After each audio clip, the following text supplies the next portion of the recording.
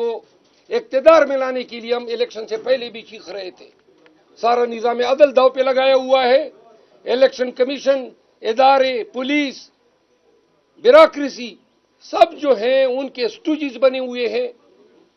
तो लिहाजा पाकिस्तान के अवाम ये आगाह हो, खान के दो टोक अल्फाज हैं कि हमारी असल जंग जो है आज से शुरू है और ये जंग हर रोज के साथ बढ़ती जाएगी। हम मजीद बेगुनाह असीरों की नजरबंदी को परमिट नहीं कर सकते हैं।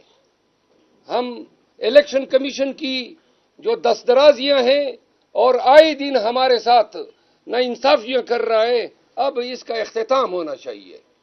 और election national assembly, senate of Pakistan और प्रोविंशियल असेंबलीज, इन सब में अब हम यकावाज होके इनको एक्सपोज भी करेंगे। इनके खिलाफ हर रोज एहतजाज सख्त से सख्तर होगा। अब हम ऐवान में जब भी जाएंगे तो तमाम नताइज की परवाह किए बगैर, कोई हमारे साथ लड़ना चाहता है तो आज़ाद है। हमने आज भी तामुल से काम लिया जब उनकी खवातीन जो हैं गलत इशारे कर रही थी, लेकिन आज भी हमने तामुल से काम लिया। आइंदा जो है जब कल स्पीकर का इंतखाब होगा तो जो जेल में बैठे हुए हैं उनके वोट डालने पे हमारा एहतजाज होगा।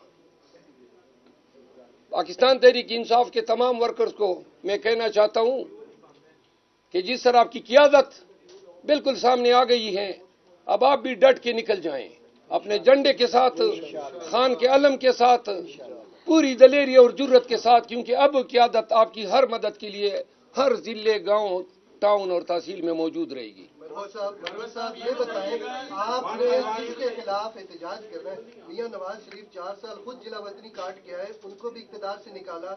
आप समझते हैं कि वो इस काबिल हैं कि उन्होंने इमरान खान को अंदर किया हुआ है? आपको जिनके खिलाफ एहतजाज करना चाहिए उनके खिलाफ खुल के क्यों नहीं बात कर रहे? हमारा एहतजाज सबके खिलाफ था, नवाज शरीफ और उनके सहूलतकारों के खिलाफ था। सहूलतकारों का नाम लें। सहूलतकार आपको पता है कि पूरी एस्टेब्लिशमेंट की ईमा पे ये तो बना हुआ है। एस्टेब्लिशमेंट का नाम क्या है सर? उसका कोई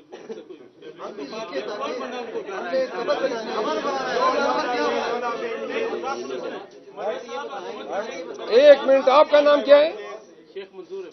शेख मंजूर अहमद, कोई आप उनको कुछ भी कह दें, लेकिन एस्टेब्लिशमेंट की इस्तेलाह इस्तेमाल होती हैं उन ताकतों के लिए जो गैर कानूनी तौर पे अपना एक रोल इज्यूम किए हुए हैं और पाकिस्तान की बागडोर हिला रहे हैं।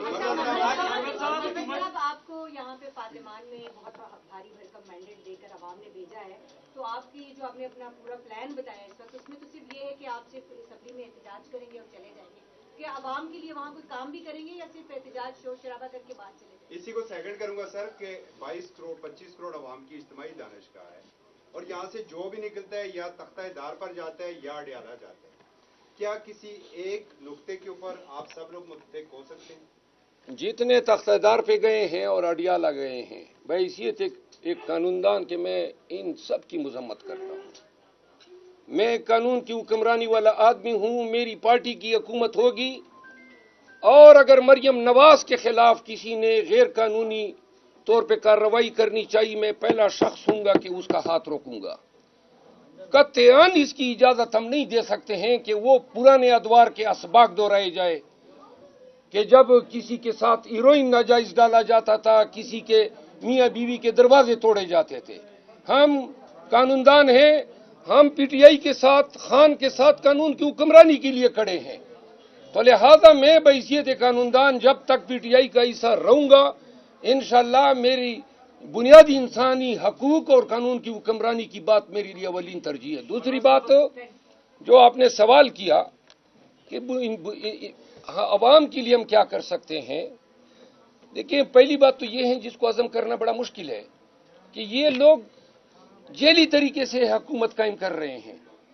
अल्लाह हाजिर नाज़िर है, पूरे इलेक्शन कमीशन में पूरे मुल्क में इंटरनेशनल मीडिया के सामने अपने फॉर्म 45 लाए। कभी आपने एक दफा भी सुना कि हमजा अपना फॉर्म 45 लाया हो, नवाज शरीफ अपना फॉर्म 45 लाया हो? जितने जेली तौर पे मुंतखब, अतः कि मरियम नवाज جو کہ ہار چکی ہیں صوبائی اسمبلی کی سیٹ لیکن وزیر اعلیٰ بن گئی ہے.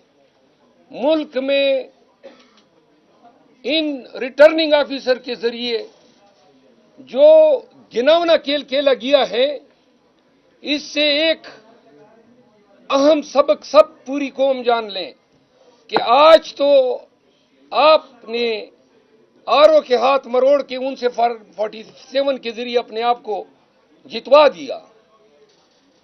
آئندہ 4-5 سال کے بعد جب الیکشن ہوں گے تو کون لوگ عوام میں جائیں گے؟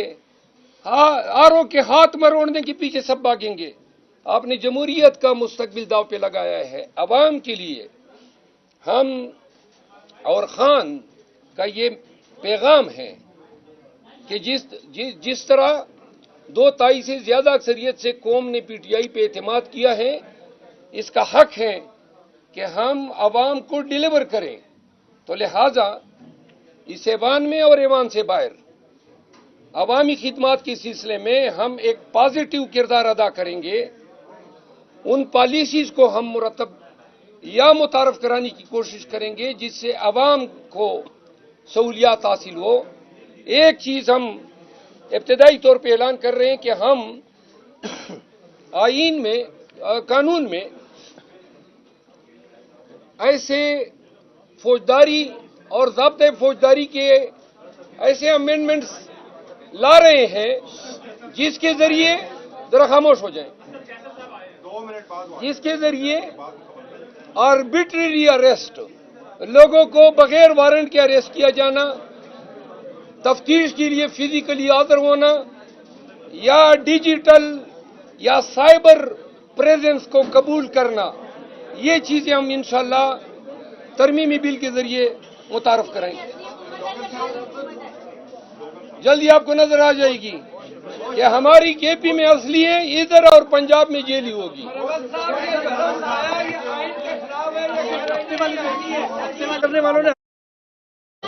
سنیں ایک بات اور، ہفتے کو خان کی کال پہ پورے پاکستان سے نکلنے کی اپیل کرتا ہوں. ہر شہر میں، قصبوں میں، دیہات میں، بڑے شہروں میں پاکستانیوں اپنے ووٹ کے تقدس کے لیے اور ان چوروں سے اپنی دائمی نجات کے لیے ایک دفعہ نکلو. ہفتے کے دن میں اسلام آباد میں احتجاج کی قیادت کروں گا. F9 پارک کے G9 والے دروازے کی جانب، وہاں پہ ہم اکٹھے ہوں گے. اسلام آباد کے تمام فیملیز سے، پنڈی کے سکونتیوں سے سب سے استدعا ہے کہ 11:30 بجے F9 پارک کا وہ دروازہ جو G9 کی طرف ہے وہاں پہ آئیں. انشاءاللہ ریلی کی قیادت کرتے ہوئے ہم پریس کلب آئیں گے.